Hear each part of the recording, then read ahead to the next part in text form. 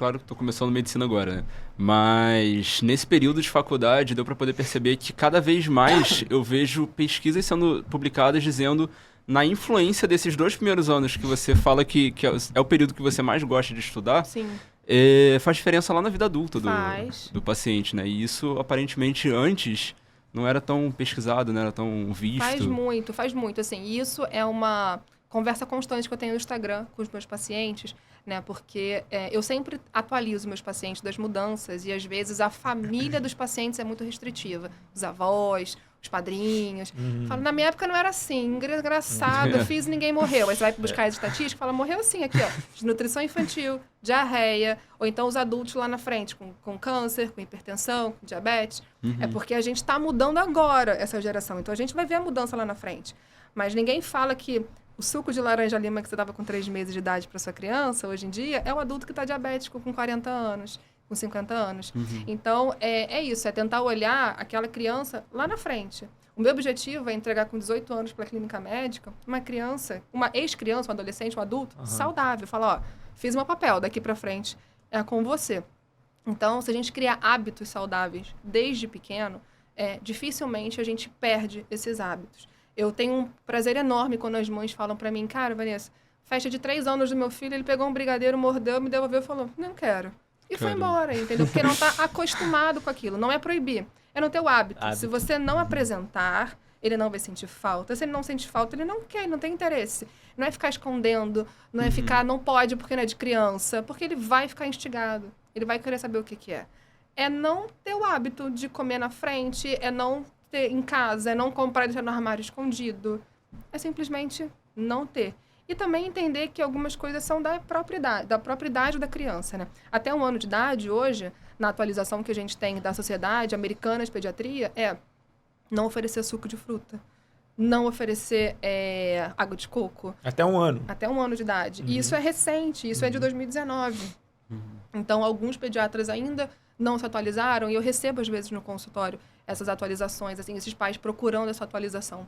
Então, é difícil, assim, transpassar essa barreira das famílias que tendem, o suquinho de laranja-lima com 3 meses. Aí eu, não, vamos adiar para 1 ano, guarda para 1 ano. Aí a gente tem que ir construindo esse novo pensamento da família. Não, já é difícil ensinar para a família que a amamentação é a melhor coisa do mundo. Super. Imagina o suco de melancia, sei lá, pode dar problema, entendeu? A amamentação é um período difícil em si, porque... eu costumo falar para as minhas grávidas que elas se preparam muito para o parto, mas para o dia seguinte, não. E é ali que está o problema, né? O parto é o momento mais fácil da vida daquela criança. Dali para frente é que a gente tem um problema, que é criar, que é educar, que é amamentar. Amamentar não é a melhor coisa do mundo, não é prazeroso, não é indolor, mas é a melhor coisa que a gente tem para fazer para o bebê. Então, assim como aquela mãe, aquela família vai precisar passar por alguns problemas para levar o que é melhor para o bebê, passar desse período de amamentação, essa dificuldade inicial, também vai ser o melhor para o bebê. Então, mais uma vez, está amparado de bons profissionais, consultoras de amamentação que vão na sua casa, falam, onde é que está o problema? Deixa eu corrigir, deixa eu te ajudar. Né? Então, desde o parto, ter essa equipe para saber para quem você vai gritar quando apertar o calo, para quem saber para onde ligar se tiver problema. Saber que a gente tem bancos de leite no SUS maravilhosos, gratuitos para a gente procurar. A gente não precisa pagar por isso se a gente não puder pagar. E doar leite também, que é importantíssimo para os nossos prematuros da UTI neonatal. Pô, esse tema é muito importante. Aí, aprofunda um pouco mais. Como é que funciona esse banco de leite? Aí, antes de você responder, só para ver se a gente está na mesma linha aqui. Até onde eu me lembro, onde eu estudei, a amamentação exclusiva, ou seja, nem água, né? Água. É até os 6 meses. Continua. Perfeito. 6 meses de idade. Inclusive com fórmula, tá? Inclusive bebê que toma fórmula é exclusivo até os 6 meses. Também da não fórmula. É para usar água, tá? A gente vai certo. exclusivo até os 6 meses. Aí depois dos 6 meses você começa a introdução alimentar. Perfeito. Aí o que você geralmente indica? Introdução alimentar a gente continua em seio livre demanda, tá? Até os 2 anos de idade, pelo menos, que preconiza o Ministério da Saúde. Legal. E a gente introduz tudo, exceto sal, exceto suco de frutas e água de coco, e a gente dá uma segurada também, por enquanto, no leite de vaca e seus derivados. O restante todo liberado.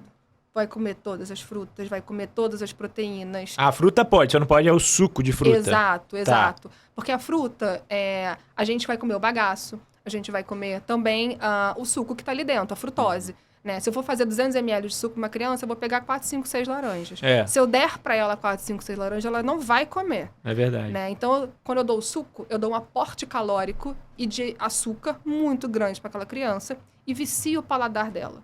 Então, ela não vai querer água, ela vai querer o que é o doce.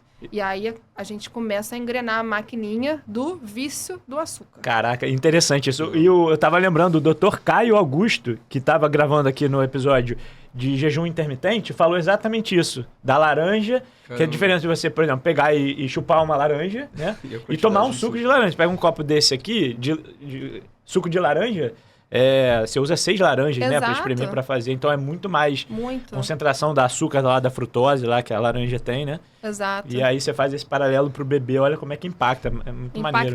Impacta muito. E isso que é difícil de desconstruir um pouco na cabeça das pessoas, tá? E é claro, assim, que a gente está falando de um Brasil que tem 1 milhão de realidades, né? Então, a gente sempre tem que adequar o que a gente está falando na realidade do nosso país, né? Hoje a gente está num grande polo, que é o Rio de Janeiro, dentro de um bairro que é um bairro AA, e a gente tem que falar também para as outras pessoas que fazem parte do nosso país, né? Mas em relação ao banco de leite, como é que isso funciona?